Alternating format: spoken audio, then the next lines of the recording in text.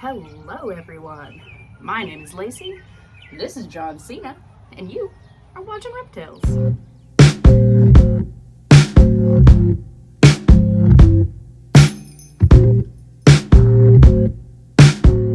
So I was at work yesterday, minding my business, doing my work, and I get a text from my dad saying that they found a really cool friend. They found this, an eastern box turtle in the yard, hanging out, being cool. My dog being all like, "What are you, friend? Be my friend, I love you." Pickle was being very chill, as one does. Not barking, not hassling it, just sniffing it, being cool. We love that. But it got me thinking, I should tell you about eastern box turtles. So, eastern box turtles, as one can imagine, come from the eastern United States. They're great. They live in like woody areas, fields, forests, kind of like along the edge of forests and woodlands. Basically anywhere there's trees, leaf litter, stuff they can hide under, somewhere that kind of holds its humidity. Anywhere that's east. They're pretty neat. They have really colorful shells, kind of like yellow, brown, black, a little bit of orange. And on their legs, they've got red speckling, yellow speckling. They're really pretty. And the males have red eyes, and the females have kind of brownish red eyes. They're pretty cool. Box turtles are omnivorous, so they eat basically everything. So they can eat fungi, plants, fruit, vegetables, insects, carrion, which carrion is basically carcasses of dead animals. So if you have roadkill, a little box turtle might come over and have a nibble. They can live for up to 50 years, something like that, which is cool because they live a long time. Turtles and tortoises generally live a long time anyway. But they're pretty neat. They are harmless. They're just sweet little guys and gals living their best life. They'll come out and be more prevalent, like easier to find, more active after it rains, which we've had a lot of rain here recently, so I'm not surprised they found a turtle in the yard. And when it's hot and dry and humid and really awful, then they'll go into little burrows. They'll make themselves a burrow to kind of hide out until the weather or the temperatures conditions are a little more favorable for turtles. Now, box turtles are called box turtles because they can close themselves up like a box.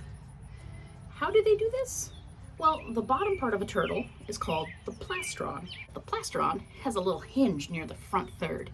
And what a box turtle can do is they can pull in their head and their little arms, and they can close that plastron up to protect their head. So they close up as if they're in a box. Now, fun fact, so the bottom of the turtle is called the plastron. The top of the turtle, the top of the turtle is called the carapace, which is cool. Now, a carapace on a turtle is not just a hard, feelingless shell. No, turtles and tortoises, they have nerve endings in their shells, so they can feel if you touch them or pet them or pick them up. They can feel that. They have nerve endings. It's not just dead skin or dead bone. It is living material on the turtle. It's part of them. So when you pick them up, they can feel that. If you scratch their shell, they can feel that. Can you imagine someone coming up to you and just going scratching into you? Turtles can, tortoises can. So don't do that. It's not cool. And another thing about the carapace of a turtle is that their spine is fused to the inside of that shell. Their ribs are fused to the inside of that shell. The shell and the turtle are one. So if you're picking up a turtle on the side of the road, say a snapping turtle or something, or helping it cross the road like a nice person, do not pick the turtle up by its tail, because you could dislocate that turtle's spine, you could damage the ribs, and you could end up causing an injury that kills the turtle or tortoise. Don't do that. It's not cool. Just pick them up like a big sandwich. They're nice. Now, box turtles, in the winter, what do? They're reptiles. They do something similar to what I talked about last week in the sand boa.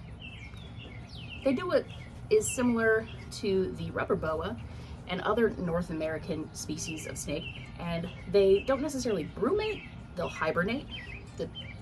It's a fine difference, but they'll hibernate in burrows where they're nice and insulated from the weather, and then they'll come out in the spring, they'll mate, lay their eggs between lay their eggs between like May and July, and then the eggs start to hatch around September. It's so neat. Hi. Oh, she grumpy snake. You chat and tell me all about it, John. John is a talkative snake today, and I love that for her. But if, my friends, that is the eastern box turtle. If you find an eastern box turtle, it's super important that you, if it's crossing a road, carry it in the same direction that it's going, because it knows where it's going. They have a very strong homing instinct, so they know where they're going, so, which is probably to go lay eggs or hibernate or find food, whatever. If they're crossing the road, carry them in the same direction that they're going. It's super important. I also encourage you to stop for turtles to help them cross the road in the direction that they are going, so they don't get ran over by cars and trucks and stuff, because that is really sad. And I don't think there's any excuse for hitting a turtle with your car. It breaks my little heart. We love turtles. Cool people have turtles. That's how you know I'm not cool. I don't have a turtle. But, as always, friends, never stop learning, because a mind is a terrible thing to waste. See ya. Say bye, John. She's exploring. Bye.